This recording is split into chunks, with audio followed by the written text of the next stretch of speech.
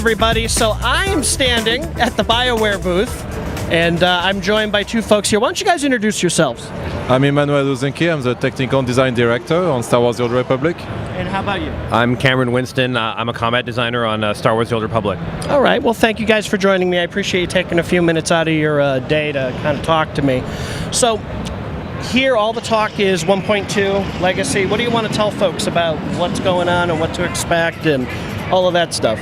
Okay, well, the first thing is that it's coming really soon. I know we say that a lot, like, we don't really understand what soon means, but this time it's real soon. Trademark. Not developer soon. And there's quite a lot of stuff that makes the game much smoother, much so that players can enjoy it more the way they want to. From the legacy system that allows them to, if they want to replay another character, actually gives them a lot of incentive to do that. To a lot of improvement on the tech side, so the game runs a little bit better. And of course a new Warzone, so that's some exciting stuff as well. Excellent. Yeah, I have a 50 that was copy over to PTS. I'm really looking forward to getting that Legacy on live, because I'm at like level 27 Legacy now, so that's a lot, yeah. Well, I've been leveling alts, so I'm ready for some goodies, that's for sure.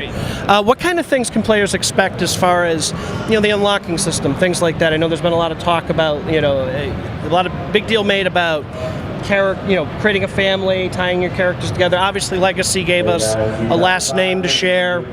So there's a few things. First, there's a certain role-playing element where you can try to describe the relationship between your different characters within the Legacy. But some players don't care about that, prefer like hard stats. So there's some not game-breaking, but kind of nice to have. So for example, the buffs that you have, the level 1 buff, start to take characteristic of all the character you have, as long as they have finished as certain part of the game. So it's a buff you could have had from other players giving it to you, but now you can give it to yourself, so it's a bit better. We haven't saw ways to go a bit faster through the game, like a rocket boost, which is kind of like a mount you can activate instantly. And of course we've got legacy abilities that is just, again, there is a certain element that they are powerful ability, but it's also a lot of role-playing. Like, my dad was a Sith Lord, so I've got Sith Lightning, like, you better watch out, or I can force choke you. And so again, role-playing and a little bit of a stat increase, and but nothing game-breaking. Excellent, excellent. Yeah, I'm looking forward to, I'm on Test Center right now, my Jedi Knight can now project big chunks of stuff and asteroid droids at stuff, so that's a lot of fun.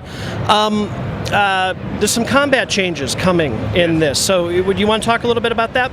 So a lot of the combat changes that we're doing in 1.2 were stuff that we really wanted to do at launch, but there just wasn't enough time. There's a lot of quality of life improvements, a lot of restructuring going on in the trees. Certain trees had too much utility, and we felt that we wanted to spread that utility out among the other 3 specs, so there wasn't like the correct spec to be.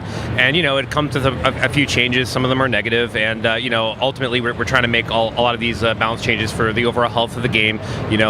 Some changes to healing, some changing to certain DPS specs, and ultimately the goal with 1.2 is to try to bring all the healers kind of more in line with each other, all the DPS damage dealers all more in line with each other, all the tanks more in line with each other, and also to kind of try to make some of the specs that maybe people have felt were a little bit less viable because they're missing a few key elements. We're trying to bring those elements down, more accessible. Like, one of the things I could call it specifically is like, there's a talent in the Sentinel and the Marauder specs, which builds the secondary resource faster, and traditionally it had been in the Watchman and Annihilation tree. We're moving that down into a lower tier so that the Carnage and Combat and the Focus and Rage guys can actually get those talents, so they can start seeing that utility in the specs that they want to play. And that's the kind of changes we've been making. So what you're saying is Sages were OP and we needed to be nerfed. As far as healing goes, yeah, unfortunately that is what I'm saying. I will say, I freaked out a little bit when I first saw the patch notes, and that you guys were taking away, you were removing the no health cost to the Noble Sacrifice buff, debuff there. And I was like, oh my god. But once I got on Test Center and started playing, you realize that so many of the other tweaks in the game balance that out, that you're not spam healing as much as what it seems.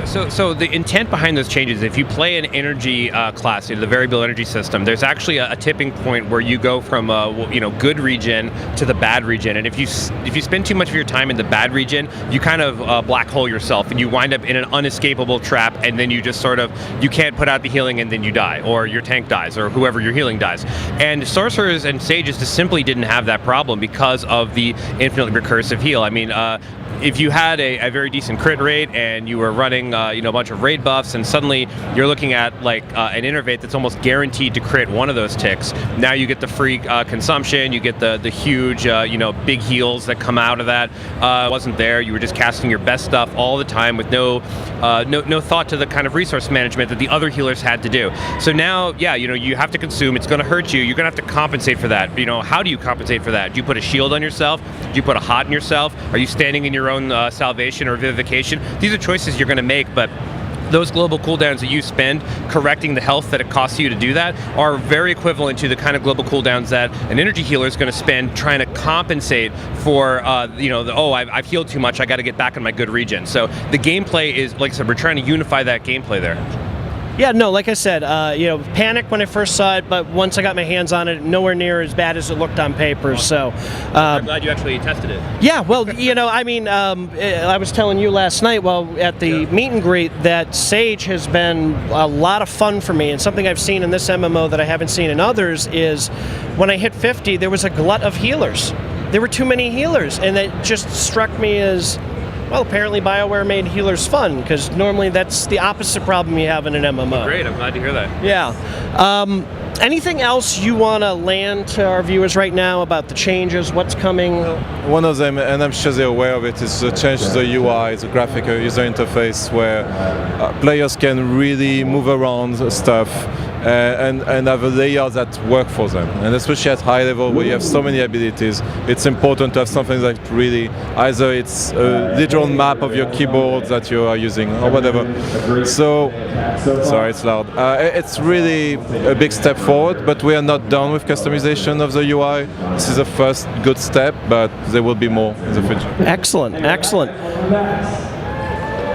Hang on, we're going to see if... For those of you that are all weekend. Yeah, the mic's picking him up big time. Do you guys mind if we pause and just move over there real quick? Alrighty, sorry, we had to move the interview because they're over there having fun at the actual BioWare booth while we're talking. So, that's kind of like in a nutshell what you guys have been presenting here all day. Sure. So before I wrap up, I want to pick both your brains as players. Forget that you're developers for a minute. What do you love doing in game, Emmanuel?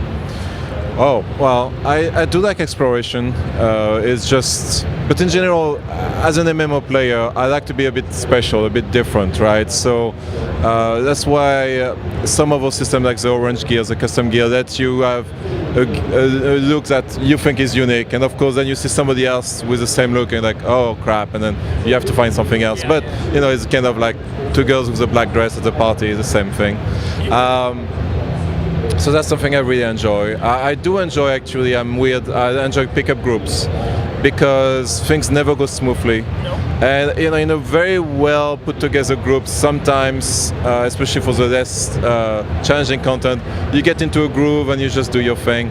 In a pickup group, you guarantee it's going to go wrong, and then things get very exciting. Usually you die, but you feel alive. All of a sudden, your DPS starts healing because the healer is done, and so on. And it's fun. That's what I really enjoy: the whole chaos and when people start putting three groups because they don't communicate well, that's where I'm having a lot of fun. So excellent. How about you? Well, obviously, as someone who works very closely with classes and class design, it would be irresponsible for me to have a favorite class or a favorite kind of combat. But I will say that one of the things I'm really a big fan of in our game, and that I do a lot of, is crafting. I think we did a real great job with crafting, and it's so much fun for me as a player. So, like, no matter what crafting I pick, I always have fun leveling it. I feel it's relevant to me as a leveling main character, which is, it's not like, you know, in other games where you got to sit down there and you just craft forever, because eventually when you get to max level, you want a 4% bonus to something. It's like, I want to make things that I use, and it's cool that when I make weapons, I use the weapons. When I make armor, I wear the armor. When I make, you know, mods, I put the mods in my gear. I just really thought that was a lot of fun, and it really was very unobtrusive to my gameplay experience. Like, it happened very organically. Of course, you know, I spent all my money doing it, which led to other series of problems, but, you know, just because we make the game doesn't mean we get extra money, so I have to go farm like everyone else. You don't have a magic button that says pay me? Not on the live servers. But, you know, this being said, I really like the crafting. I had a lot of hands in it as well, but there's things we've learned. For example, it was a bit too easy to get 400. Like, you could get it naturally without doing anything special quite quickly, which kind of take away a bit from the experience.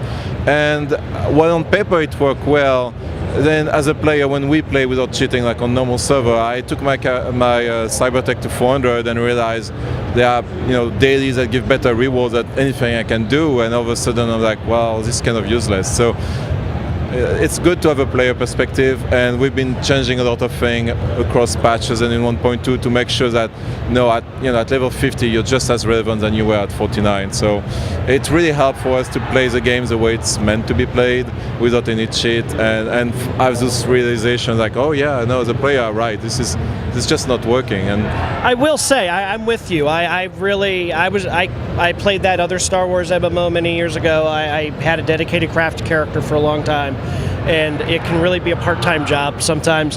What I like about the crafting system is once I got the hang of it and I kind of figured out, like, all right, I've got enough stacked resources, I'm now going to turn this recipe into blue and this blue into purple. It has made leveling alts incredibly easy. It really, really has. So at least through the progression, what I've seen, most of the major armor pieces, what I'm crafting, as long as it's purple, is better than what I'm getting as rewards for a long time. So that's been useful. So one thing about here, in 1.2 you'll be able to mail stuff from your art regardless of factions. So it's going to make the War Legacy a lot more relevant, because right now you have to do all kind of shenanigans to get your stuff to your other art on the other factions. So. Well, I know my bounty hunter is seeing no love because my support system is on the Republic side. I've got a smuggler and a Jedi Knight. The Jedi Knight's in the 30s, smugglers in the 20s, and I have a trooper in his teens. They're all maxed out in crafting. And yes, it cost me a small fortune. So you guys play in a live server. You're not like in a. Do you guys have like a Magic Dev guild that you all play together, or are you all scattered across the servers? Some of us are actually incognito. Like, we could be in your guild. I mean, I've actually grouped with a bunch of people. They have no idea that I work for BioWare. You know, like, when we go and to PvP, you know, we get flamed like the same way you guys do. You know, people get mad at us when we lose and stuff like that. And we try to fly under the radar and just be normal players, just playing the game. And that's the best way to get the real players' experience, is to be real players. I mean, we all love MMOs like as much as you guys do, and we try to, you know, play our game the same way we play any MMO that anyone would play. You and I talked a little bit about this last night, and that the story you told me about, you know, being a developer, playing the game in live. Tell folks at home the problem. Come here so they can see you. Tell folks the problem you're having at home with your guild. Well, the guild don't really know me. It's a bunch of friends. They're very casual and, I mean, you know, friendly. We have a lot of fun. But since they don't know me that well, I tend not to get invited to guild raids, to guild operations. So he's like, oh, we already have 8 people. Sorry, you know, maybe next week. And I'm like, sure. And what class are you playing?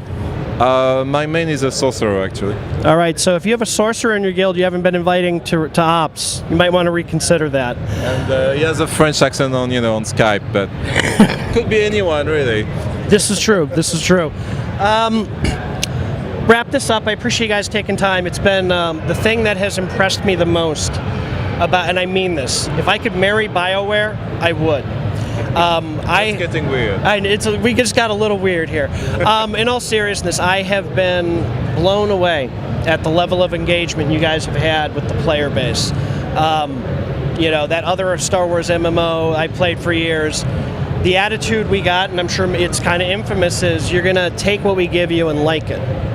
And you guys are very much the opposite. You're so engaged, you care about what we're thinking. And it's not that you're letting the the players steamroll your vision, but you're certainly taking into account what folks want. Well, I mean, I played other MMOs for years and years and years, and I made posts on boards, and felt that disconnect between what was actually happening in the game, and it seems so easy when you're a player. You play every day your class, and you see the problems right in your face, and you're like, why can't anyone see this? And you get so frustrated, and you go to the forums and you make your posts, and you're mad, and then you love the game, but this is bothering you. And when I got on this side of it, I really wanted to be as engaged as possible as I can with the community, because I want people to feel that we're listening. I want us, I want them to know we do read your posts, we do read your feedback, and while we can't obviously make everything perfect always, we're always trying to do that for you. And really, this is as much your game as it is our game, and we make it for you. And this wouldn't be possible without you guys. Like, without your support, without your love, without your you playing our game, it would just be a game that we made for ourselves. So I mean, we're very grateful that you guys are out there and that you're fans and that you love our game as much as we do.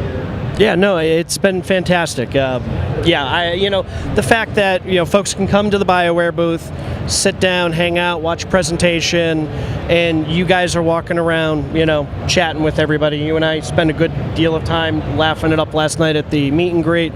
So if you folks, you're playing the game and you haven't made your way to one of these events where you can meet folks, you should really, really do that. You come out and say hello to these guys. Before we wrap it up, I want to hear one silly story. What is the silliest, dumbest thing you have seen on live since the game has launched, as a player?